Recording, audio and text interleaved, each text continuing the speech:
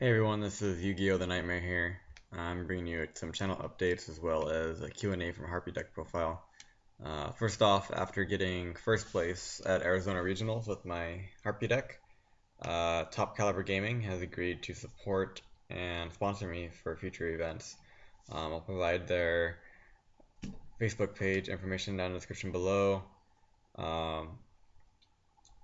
Because of this, I am since converting this YouTube channel and my Facebook page to be more of my fan base. I'll still be actively involved in both, but I'm also going to be doing the YouTube channel for Top Caliber Gaming, so look forward to that. So moving along, I am going to be doing a giveaway pretty soon.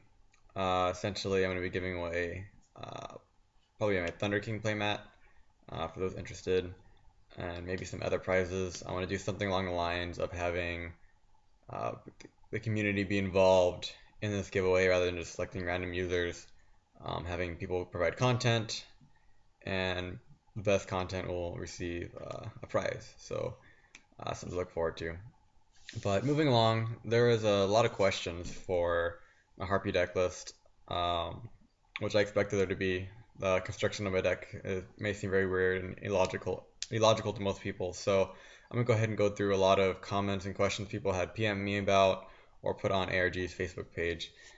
So first of all, I'll go through my monsters and work my way down from there. So one question was, why did I choose to do two maxis in the main and one on the side? And the reason for this is going into this event, I knew there was going to be a high potential for really fast decks, such as mermails, dragons, plants, geargias. So I wanted the game one advantage with the maxis to be able to slow these decks down while also being able to dig into my combo pieces really early on. But also knew that there's going to be equal likely chance that I was going to play decks like bujins, firefists, constellars, and evilswarms. And so I didn't want to max out on the maxis where they could potentially be dead. So additionally, with reckless greeds and the amount of deck bending I do, I can usually see my two ofs or one ofs a lot easier in my deck. You're using magical hats to deck then, you have sign to deck then, and reckless greed to draw into your engine. So maxis was just at 2 in the main just felt like a perfect number for me. Another question people had was why I chose to run Forbidden Lance over anything else. And the reason for this is that Forbidden Lance for me was similar to running Trap Stun, but the problem with Trap Stun is I usually had to wait a turn before going off. So if I went first or second, Trap Stun is obviously better if you win the die roll. But if you don't win the die roll, you still want to be able to push through your opponent's back row. And so from testing and from experience, I noticed that usually my opponents only had one real channeable back row, whether it be the Book of Moon, the Compulse, the Bottomless, the Torrential. And so if I can stop that one card, I can pile through the rest of their back row and really set them behind in the game state. So reducing their game state while setting up a really strong play, ending with a Draco Sack, a 101, or a Maestroke, and making it really difficult for my opponent to get back into the game. And so with Forbidden Lance, you could summon the Dancer, bait out the real back row, Lance your Dancer, and then continue to go off with Channeler, popping another one, Channeler Effect, summoning another Dancer, pop their back row, Chidori, send one back, and if they had a monster, stack that. So you're going through an additional 1 to 3 cards, nagging your opponent that much, which is really, really powerful. Additionally, you can do a lot of battle phase tricks, of course, against Firefists and Bujins. A lot of players didn't expect the Forbidden Lance to be in the deck, and that surprise factor really threw my opponents off, and I was able to catch my opponents off guard, getting rid of their monster in the battle phase. If they Veiler a Channeler, they assume that they can just run over your Channeler, and then next thing they know, they get Forbidden Lanced. And now you have your Channeler for next turn, plus you got rid of their monster for free. Additionally, you can do cool things like protecting your Exceeds. That top deck Dark Hole is much less powerful against your Draco Sack, lancing your token, and keeping your Draco alive. So just cool plays like that are really nice. Someone asked me why I decided to only run one pet dragon. Reason for this, the first time I topped, I actually ran 2. That's because I was running the secret pet dragon, and for some reason I just always opened it.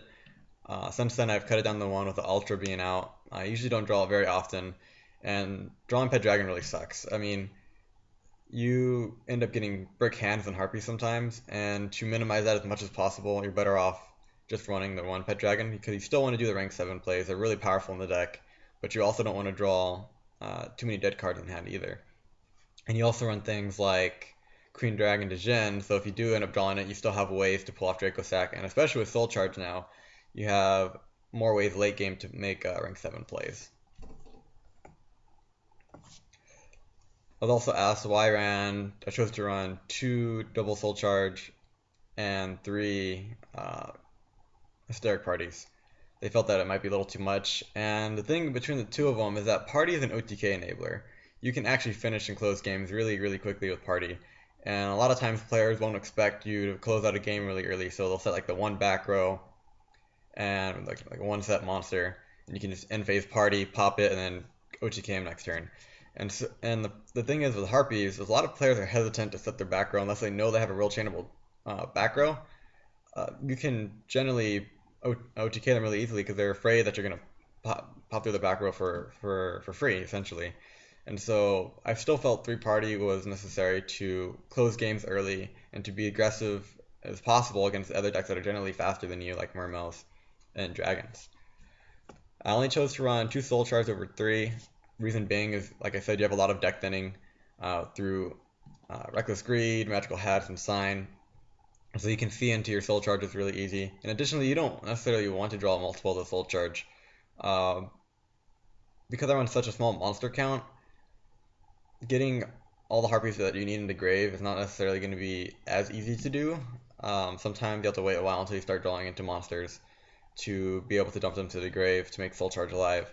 And the way I use Soul Charge personally is a backup play. So let's say I did a Channeler play, they had the Torrential, I didn't happen to have the Lance at that time.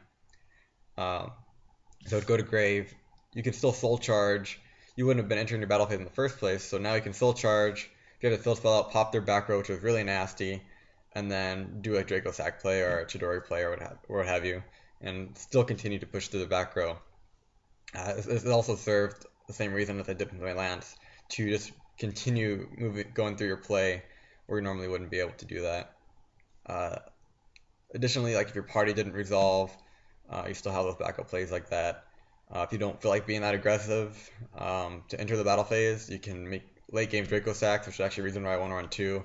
And I want to bump Chidori up to 3 as well for this reason with the use of Soul Charge.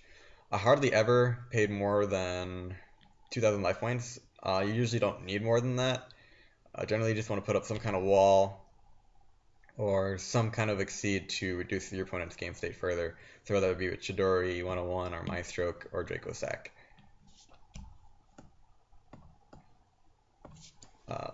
Another one is why I chose to run only 2 hunting grounds. There's a few reasons for this. So firstly was to reduce the number of dead draws and brick hands I would open up with. You usually don't want to open up too many field spells early game. And walking into this event, I knew that besides Geargia, evilswarms, and constellars, and Firefist potentially, dragons and mermails and plants don't have a lot of back row, and I was expecting to see a lot more of them late game. And the other decks already have a really good matchup against in the first place. You run 3 queens and 2 field spells, plus you also have the magical hats and the sign, so you can dig for your sign or for your field spells really easily. So I felt that keeping it at 2 is not going to be a problem. Of course, I still side the 3rd for decks that like to put in a lot of back row hate against me, the extra MSTs, twisters, dust tornadoes, or what have you.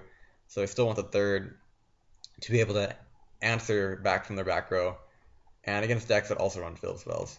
So it helps to reduce the number of brick hands you get, and gave me more room for more real traps, and of course to fit in the Reckless Greeds. Why no Bottomless or Compulse? So the thing is, because I'm running Magical Hats, I want my opponent to be able to enter the battle phase, and Bottomless and Compulse generally prohibit that since they won't have a monster to do that. And so it's more in my advantage to have my opponent enter the battle phase, Magical Hats, and have a play for next turn. So usually I can protect my monster Most people usually miss attacking the monster for some reason with magical hats. So I can deal with the monster on my turn, whether it be with a 101, a Chidori, a black chip of corn. Uh, so I'm not really scared of what my opponents bring out. There's nothing that really is going to hinder me in that way. And you still run Torrential Warning and Book of Moon if there is a really big threat that you have to deal with that turn. And since you have so much deck thinning and with the Reckless Greeds, you generally say you draw into those really easily and you save those for the problem monsters. Another thing I got a lot of hate for was running one Lady 1 and one Cyber Harpy Lady. A lot of people are wondering why I didn't want run the rule of 3. And the reason for this is I didn't want to draw too many normal summonable monsters. Through testing, I found that usually opening up too many field spells, opening up Pet Dragon, opening up too many of your Harpy Ladies generally puts you in a place where you're not going to win that game. So a lot of games that I had lost in the past were because of the deck beating me itself, not necessarily my opponent, just drawing those bad hands. And so I try to reduce that as much as possible. And one way to do that for me was to cut one of the Harpy Ladies. Uh, I chose to run one Lady 1 primarily to enable OTKs with party. I mean, with the 4 or 5 Harpies, that's an extra 1200 or 1500 on board, which generally is kill range or at least puts them into cowboy range for you. I also wanted to run one Cyber Harpy Lady. Sometimes you need that extra 200 damage on board as far as to be able to roll over a monster and then being able to exceed main phase 2 and get rid of their back row or another monster on board. So that extra 200 damage actually does come into play sometimes later on in games. Another question I had was why Reckless Greeds and no Upstart Goblins? So first of all, with Upstart Goblins, with Soul Charge being a thing, I didn't want to give my opponents free summons off of Soul Charge. I felt that was kind of dumb, especially against like decks like Dragons, where they can go into really powerful plays with Soul Charge, especially Draco Sack, and then having to try to deal with that would just be annoying. So I didn't want to give my opponents those free summons. Some people still chose to run Upstart this weekend, and it actually served to be in my advantage personally. Reckless Greeds, I chose to run because of the inclusion of magical hats again. You can deck them really easily, and so when I have Reckless Greeds, I generally try to save them until I either draw a second one or until I've decked them enough that I'm not going to be drawing into monsters, because that's the one thing you don't want to do is to Reckless into multiple Harpy monsters. You want to try to deck them as much as possible with your sign, using Channeler to pull out your monsters from the deck. That way your Reckless Greed can be used to actually draw real back row, your Warnings, your Book of Moons, and your Forbidden Lances. So what I would generally do is do a really big power play, put a Draco Sack on board, and then you can Reckless into back row, so it's harder for your opponent to not only get past your Draco Sack, but also the new back row that you're drawn into.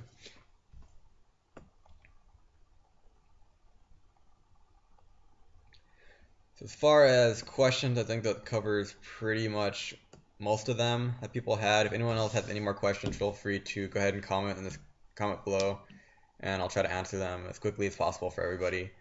I'm going to go ahead and transition into some deck strategy that I have for my deck, some of the cool mechanics you can do, and just to try to help people get into my mindset when I'm going into games. So first of all is the usage of magical hats. Magical hats is freaking amazing. With the inclusion of Skill Prisoner, you can get around a lot of cool plays. Going against Fire Fist, for example, a lot of players forget that I have Skill Prisoner engraved after a magical hat, or most players are also not familiar with actually what Skill Prisoner does. And so I caught a lot of people off guard, similar with my Forbidden Lances, because they would try to do a play, they would assume it would go through, and not realize I still had the Skill Prisoner engraved to stop it. Tenki, Search Bear, Summon Bear, try to pop my monster, and then Skill Prisoner it. And now they're left not being able to attack me directly, and they still can't get over my monster. And some cool plays with magical hats. It depends on what game state you're in. So obviously you always try to pull out Sign and Skill Prisoner the first time you activate it. Sometimes you do draw into your Skill Prisoner early game though, and so you can't pull it out with magical hat. So generally, depending on the current game state I'm in, determines on what kind of card to pull out of my deck. Late game, once a lot of life points have been spent, I try to pull out as many dead cards as possible. You don't want to draw into your warning if you don't have enough life points to pay it. You don't want to draw into your soul charges if it's not going to be beneficial to pay the life points to bring out your monsters. So those cards you try to pull out of your deck as soon as possible with magical hats if they're going to be dead. That way you're drawing into actual real monsters or spells and traps that can fit the current situation you're in. So you're not drawing into dead cards. For Forbidden Lance, like I said before, use it to push through your opponent's back row. Try to save it for as long as possible. You can stop Fiendish Chains, Compulse, Bottomless, Book of Moon. With the inclusion of Forbidden Lance, the only card in the back row you're really worried about is Solemn Warning. So if they have it, they have it, but if they don't, you're able to go through any opponent's back row, and being able to protect your exceeds on your opponent's turn is really useful as well. For Soul Charge, like I said before, I primarily use it for backup play. Depending on what the current game state is, you can put up a wall with Draco Sack or 101 or Maestroke, or you can totally steal your opponent's board going into Big Eye or 101. Or additionally, if you want to, you can reduce the game state through the use of Exciton Knight, Draco Sack, or Chidori to basically turn the entire tide of the game into your favor. And with it being Rekindling or Monster Reborn, the inclusion of the field spell just makes Soul Charge so much more better in Harpies than most decks, I think. Having the ability to pop your opponent's back row while still being able to put up a wall on the board is just really nasty. You're putting the game state highly in your favor by reducing your opponent's game state and putting your momentum highly into your favor. So being able to go into like Draco Sack, you're baiting out more back row and doing this, and chances are you've already baited them out to begin with because they stopped your play previously before you activated Soul Charge in the first place. And lastly, for Reckless Greed, like I said, I usually try to save it for as long as possible until they either hit it with their blind MST, or they're forcing me to activate it, or if I draw multiples, of course. Activating 2 Reckless Greeds just puts the game state so highly in your favor, it's just ridiculous. You're already reducing your opponent so much with the field spell and Manos Doris and Draco Sack, so Reckless Greed just puts that extra salt in the wound, if you would. Actually, I'm going to talk about one more play. So, one thing important to know, if you ever open up Elegant Egotist or you have Elegant Egotist in hand, what I like to do is, so say I summon Dancer and pop a back row, right? They still have a lot of back row. There could be the chance they have Fiendish Chain back there. So what I've learned to do is, instead of trying to use Dancer again, I will activate Elegant Egotist first. And reason for this is, if they have the Veiler, if they have the Fiendish Chain, you have a better chance to pop through more back row. So you could try to hit the Fiendish, for example. And if they do have the Veiler, you still have an Exceed play there. So if they try to Veiler your Dancer, for example, you can still go into Chidori and at least get rid of 1 or 2 more cards. And so you always want to try to activate Elegant Egotist before you do the Channeler play or you do the Dancer play. So after you do the 1 normal summon, Elegant Egotist, pop another back row, try to hit one of their other answers in the back row, forcing more of their bait cards. And if you have the Lance, additionally, if they have the Torrential, for example, protect the Dancer, bounce the Dancer, and summon Channeler again.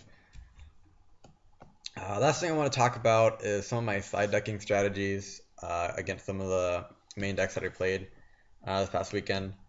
First of all is against mermails. So generally speaking, I usually side out my Reckless Greeds game 2 and 3 against most of my matchups.